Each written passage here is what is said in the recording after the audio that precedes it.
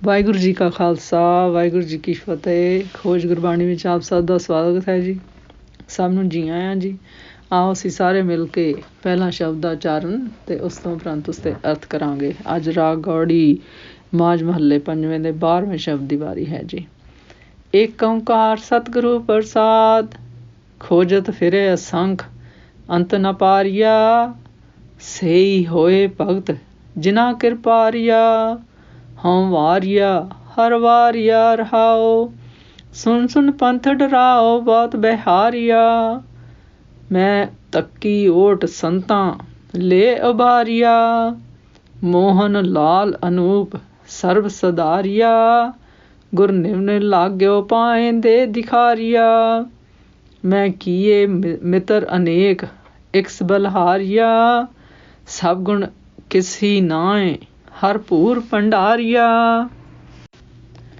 ਚੌਂ ਦਿਸ ਜਪੀਏ ਨਾਉ ਸੁਖ ਸਿਵਾਰੀਆ, ਮੈਂ ਆਹੀ ਓਟ ਤੁਹਾਰ ਨਾਨਕ ਬਲਹਾਰੀਆ। ਗੁਰ ਕਾਢਿਓ ਭੁਜਾ ਪਸਾਰ ਮੋਹ ਕੁਪਾਰੀਆ, ਮੈਂ ਜੀਤਿਓ ਜਨਮ ਅਪਾਰ ਭਰ ਨਹਾਰੀਆ। ਮੈਂ ਪਾਇਓ ਸਰਬ ਨਿਦਾਨ ਅਕਥ ਕਿਥਾਰੀਆ, ਹਰ ਦਰਗੇ ਸੋਭਾਵੰਤ ਬਾਂ ਲੁਡਾਰੀਆ। ਜਨ ਨਾਨਕ ਲੱਦਾ ਰਤਨ ਅਮੋਲ ਅਪਾਰੀਆ, ਗੁਰ ਸੇਵਾ ਭਉ ਜਲ ਤਰੀਏ ਕਉ ਪੁਕਾਰੀਆ। ਜਨ ਨਾਨਕ ਲੱਦਾ ਰਤਨ ਅਮੋਲ ਅਪਾਰੀਆ, ਗੁਰ ਸੇਵਾ ਭਉ ਜਲ ਤਰੀਏ ਕਉ ਪੁਕਾਰੀਆ। ਇਸ ਸ਼ਬਦ ਵਿੱਚ ਗੁਰੂ ਜੀ ਸਾਨੂੰ ਦੱਸਦੇ ਹਨ ਕਿ ਪਰਮੇਸ਼ਰ ਦੇ ਨਾਲ ਜੁੜਨ ਦੀ, ਭਾਵ ਪਰਮੇਸ਼ਰ ਦੇ ਨਾਲ ਗੁਰਸ਼ਬਦ ਗੁਰਬਾਣੀ ਨਾਮ ਦੁਆਰਾ ਜੁੜਨ ਦੀ ਅਸੀਂ ਪਰਮੇਸ਼ਰ ਅੱਗੇ, ਵਾਹਿਗੁਰੂ ਅੱਗੇ ਅਰਦਾਸ ਬੇਨਤੀ ਜੋਦੜੀ ਕਰਨੀ ਹੈ ਜੀ। ਉਸ ਦੀ ਜਾਚ ਦੱਸੀ ਹੈ ਜੀ ਕਿ ਕਿਸ ਤਰ੍ਹਾਂ ਵਾਹਿਗੁਰੂ ਅੱਗੇ ਬੇਨਤੀ ਕਰਨੀ ਹੈ ਜੀ ਕਿ ਸਾਨੂੰ ਉਹ ਗੁਰਸ਼ਬਦ ਗੁਰਬਾਣੀ ਨਾਮ ਦੁਆਰਾ ਸਾਨੂੰ ਵਿਛੜਿਆਂ ਨੂੰ ਆਪਣੇ ਨਾਲ ਜੋੜ ਲਵੇ ਜੀ। ਗੁਰੂ ਜੀ ਕਹਿੰਦੇ ਹਨ, ਖੋਜਤ ਫਿਰੇ ਅਸੰਖ, ਅਸੰਖ ਭਾਵ ਅਣਗਿਣਤ ਲੋਕ ਪਰਮੇਸ਼ਰ ਨੂੰ ਲੱਭਦੇ ਫਿਰਦੇ ਹਨ ਜੀ, ਪਰ ਉਸ ਦਾ ਅੰਤ ਭਾਵ ਉਸ ਨੂੰ ਕਿਸੇ ਨੇ ਨਹੀਂ ਜਾਣਿਆ ਜੀ, ਭਾਵ ਕਿਸੇ ਨੇ ਨਹੀਂ ਪਾਰਿਆ। ਪਾਰਿਆ ਤੋਂ ਭਾਵ ਕਿਸੇ ਨੇ ਨਹੀਂ ਜਾਣਿਆ ਜੀ। ਫਿਰ ਗੁਰੂ ਜੀ ਕਹਿੰਦੇ ਹਨ, ਉਹੀ ਗੁਰਮੁਖ ਜੀਵ ਭਗਤ ਬਣੇ ਹਨ ਜੀ, ਜਿਨ੍ਹਾਂ ਨੇ ਗੁਰਸ਼ਬਦ ਗੁਰਬਾਣੀ ਨਾਮ ਨਾਲ ਜੁੜ ਕੇ ਪਰਮੇਸ਼ਰ ਨੂੰ ਨਾਲ ਜੁੜੇ ਹਨ ਜੀ, ਅਤੇ ਫਿਰ ਪਰਮੇਸ਼ਰ ਦੇ ਨਾਲ ਜੁੜ ਕੇ ਉਹਨਾਂ ਨੇ ਪਰਮੇਸ਼ਰ ਨੂੰ ਆਪਣੇ ਅੰਦਰ ਪਾਇਆ ਹੈ ਜੀ। ਫਿਰ ਪਰਮੇਸ਼ਰ ਨੇ ਉਹਨਾਂ 'ਤੇ ਕਿਰਪਾ ਕੀਤੀ ਹੈ ਜੀ। ਫਿਰ ਗੁਰੂ ਜੀ ਕਹਿੰਦੇ ਹਨ, ਮੈਂ ਉਹਨਾਂ ਤੋਂ ਪਾਰਿਆ, ਭਾਵ ਮੈਂ ਉਹਨਾਂ ਤੋਂ ਵਾਰਨੇ ਜਾਂਦਾ ਹਾਂ ਜੀ। ਫਿਰ ਗੁਰੂ ਜੀ ਕਹਿੰਦੇ ਹਨ, ਇਹ ਸੁਣ ਸੁਣ ਕੇ ਕਿ ਜੀਵਨ ਪੰਥ ਅਤ ਡਰਾਉਣਾ ਹੈ ਜੀ, ਅਤੇ ਮੈਂ ਬਹੁਤ ਭੈਭੀਤ ਹਾਂ ਜੀ। ਫਿਰ ਗੁਰੂ ਜੀ ਕਹਿੰਦੇ ਹਨ, ਮੈਂ ਸੰਤਾਂ ਦੀ ਓਟ ਭਾਵ ਗੁਰਸ਼ਬਦ ਗੁਰਬਾਣੀ ਨਾਮ ਦੀ ਓਟ ਲੈ ਕੇ ਉਸ ਪਰਮੇਸ਼ਰ ਨੂੰ ਆਪਣੇ ਅੰਦਰ ਪਹਿਚਾਨ ਲਿਆ ਹੈ ਜੀ। ਫਿਰ ਗੁਰੂ ਜੀ ਕਹਿੰਦੇ ਹਨ, ਉਹ ਪਰਮੇਸ਼ਰ ਨੇ ਮੈਨੂੰ ਬਚਾ ਲਿਆ ਹੈ ਜੀ, ਭਾਵ ਭੈ ਭੀਤ ਵਾਲੇ ਭਾਵ ਮਾਇਆਵੀ ਵਿਕਾਰਾਂ ਤੋਂ ਮੈਨੂੰ ਬਚਾ ਲਿਆ ਹੈ ਜੀ। ਫਿਰ ਗੁਰੂ ਜੀ ਕਹਿੰਦੇ ਹਨ, ਉਹ ਪਰਮੇਸ਼ਰ ਮਨ ਨੂੰ ਮੋਹਣ ਵਾਲਾ, ਸੁੰਦਰ ਅਤੇ ਸਭ ਦਾ ਆਸਰਾ ਆਧਾਰ ਹੈ ਜੀ। ਫਿਰ ਗੁਰੂ ਜੀ ਕਹਿੰਦੇ ਹਨ, ਮੈਂ ਗੁਰਸ਼ਬਦ ਗੁਰਬਾਣੀ ਨਾਮ ਦੇ ਚੁੱਕ ਕੇ ਚਰਨੀ ਲੱਗਦਾ ਹਾਂ ਜੀ, ਕਿ ਮੈਨੂੰ ਗੁਰਸ਼ਬਦ ਗੁਰਬਾਣੀ ਨਾਮ ਦੁਆਰਾ ਪਰਮੇਸ਼ਰ ਦੇ ਦਰਸ਼ਨ ਮੇਰੇ ਹਿਰਦੇ ਦੇ ਅੰਦਰ ਹੀ ਹੋ ਗਏ ਹਨ ਜੀ। ਫਿਰ ਗੁਰੂ ਜੀ ਕਹਿੰਦੇ ਹਨ, ਮੈਂ ਜੀਵਨ ਵਿੱਚ ਅਨੇਕ ਮਿੱਤਰ ਬਣਾਏ ਹਨ ਜੀ, ਪਰ ਕੋਈ ਵੀ ਨਾਲ ਨਹੀਂ ਨਿਭਿਆ ਜੀ। ਭਾਵ ਮੈਂ ਕਿਸੇ ਨੂੰ ਨਹੀਂ ਇਹ ਦੇਖਿਆ ਜੀ ਕਿ ਉਹ ਸੱਚਾ ਮਿੱਤਰ ਹੈ ਜੀ। ਫਿਰ ਗੁਰੂ ਜੀ ਕਹਿੰਦੇ ਹਨ, ਪਰ ਗੁਰਸ਼ਬਦ ਗੁਰਬਾਣੀ ਨਾਮ ਦੁਆਰਾ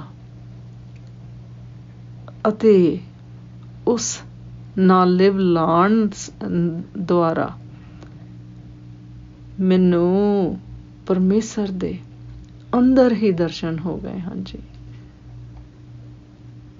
ਫਿਰ ਗੁਰੂ ਜੀ ਕਹਿੰਦੇ ਹਨ ਕਿ ਮੈਂ ਉਸ ਗੁਰਸ਼ਬਦ ਗੁਰਬਾਣੀ ਨਾਮ ਰੂਪ ਪਰਮੇਸ਼ਰ ਤੋਂ ਬਿਲਹਾਰ ਜਾਂਦਾ ਹਾਂ ਜੀ, ਜਿਸ ਨੇ ਗੁਰਸ਼ਬਦ ਗੁਰਬਾਣੀ ਨਾਮ ਨਾਲ ਜੁੜਨ ਤੇ ਮੇਰੇ ਨਾਲ ਤੋੜ ਨਿਭਾਈ ਹੈ ਜੀ। ਭਾਵ ਮੈਨੂੰ ਆਪਣਾ ਬਣਾ ਲਿਆ ਹੈ ਜੀ, ਅਤੇ ਸਾਰੇ ਗੁਣ ਹਰ ਕਿਸੇ ਵਿੱਚ ਨਹੀਂ ਹਨ ਜੀ, ਪਰ ਪਰਮੇਸ਼ਰ ਹਰ ਦੇ ਗੁਰਸ਼ਬਦ ਗੁਰਬਾਣੀ ਨਾਮ ਰੂਪ ਗੁਣਾਂ ਨਾਲ ਭੰਡਾਰ ਭਰੇ ਪਏ ਹਨ ਜੀ। ਫਿਰ ਗੁਰੂ ਜੀ ਕਹਿੰਦੇ ਹਨ, ਚੌਹਾਂ ਦਿਸ਼ਾਵਾਂ ਵਿੱਚ ਭਾਵ ਸਾਰੇ ਸੰਸਾਰ ਵਿੱਚ ਗੁਰਸ਼ਬਦ ਗੁਰਬਾਣੀ ਨਾਮ ਜਪਿਆ ਜਾਂਦਾ ਹੈ ਜੀ, ਅਤੇ ਗੁਰਸ਼ਬਦ ਗੁਰਬਾਣੀ ਨਾਮ ਜਪਣ ਵਾਲੇ ਸੁਖਪੂਰਵਕ ਸਵਾਰੇ ਜਾਂਦੇ ਹਨ ਜੀ।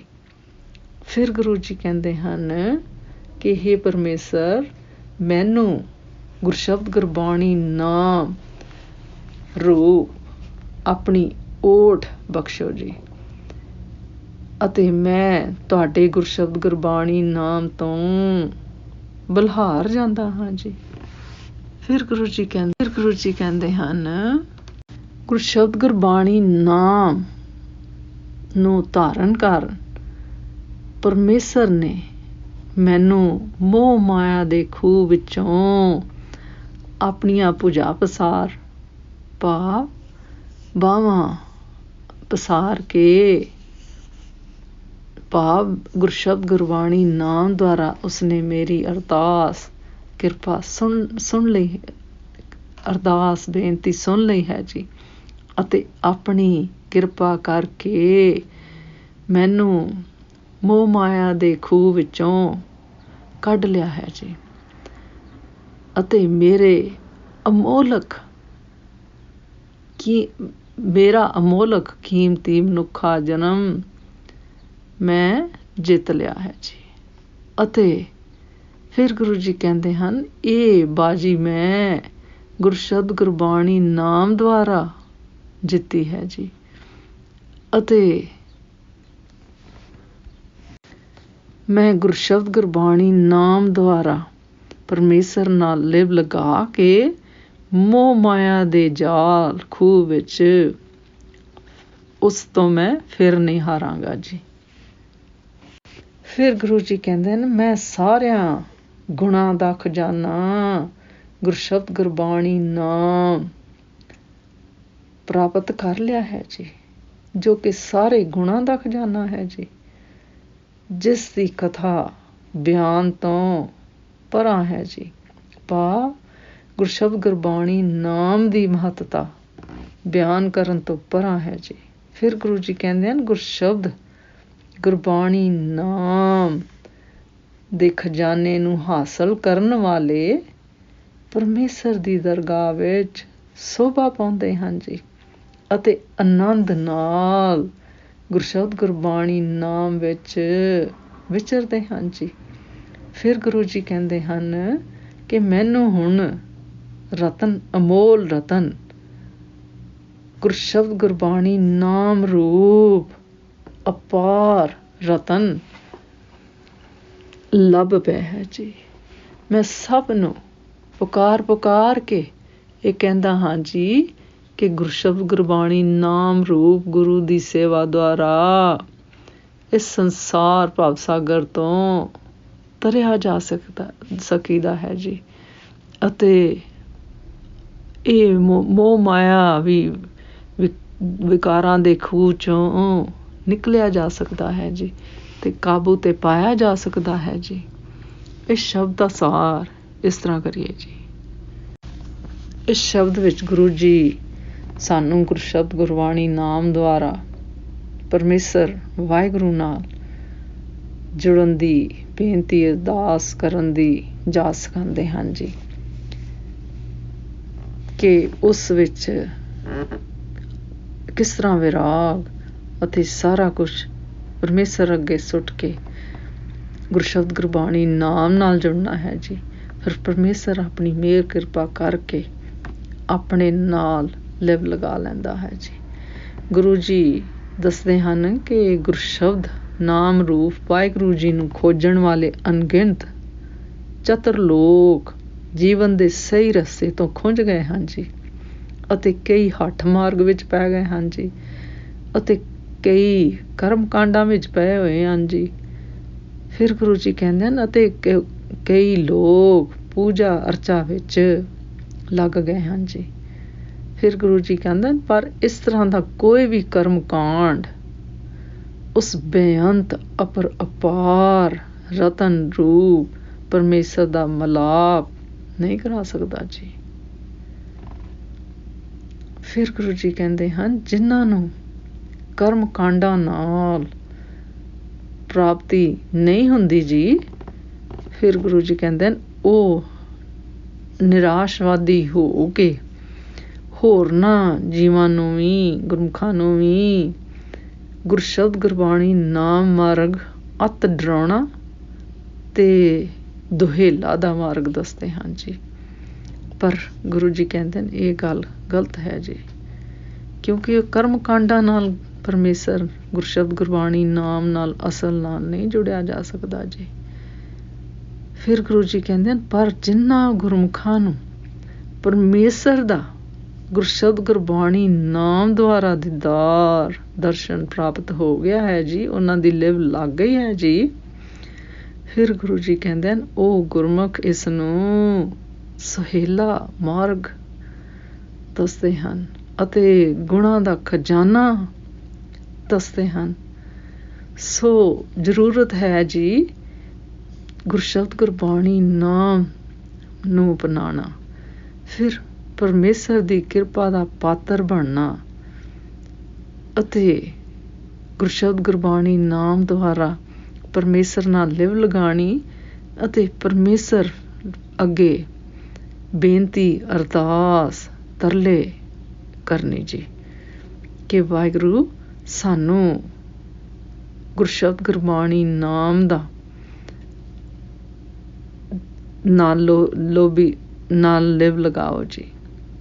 ਸੋ ਸਿਧਾਂਤ ਇਹ ਹੈ ਜੀ ਕਿ ਗੁਰਸ਼ਬਦ ਗੁਰਬਾਣੀ ਨਾਮ ਰੂਪ ਗੁਰੂ ਦੀ ਸੇਵਾ ਕਰਕੇ ਇਸ ਭਵਜਲ ਸੰਸਾਰ ਤੋਂ ਤਰ ਸਕੀਦਾ ਹੈ ਜੀ, ਅਤੇ ਮੋਹ ਮਾਇਆ ਦੇ ਖੂਹ ਤੋਂ ਬਾਹਰ ਨਿਕਲਿਆ ਜਾ ਸਕਦਾ ਹੈ ਜੀ।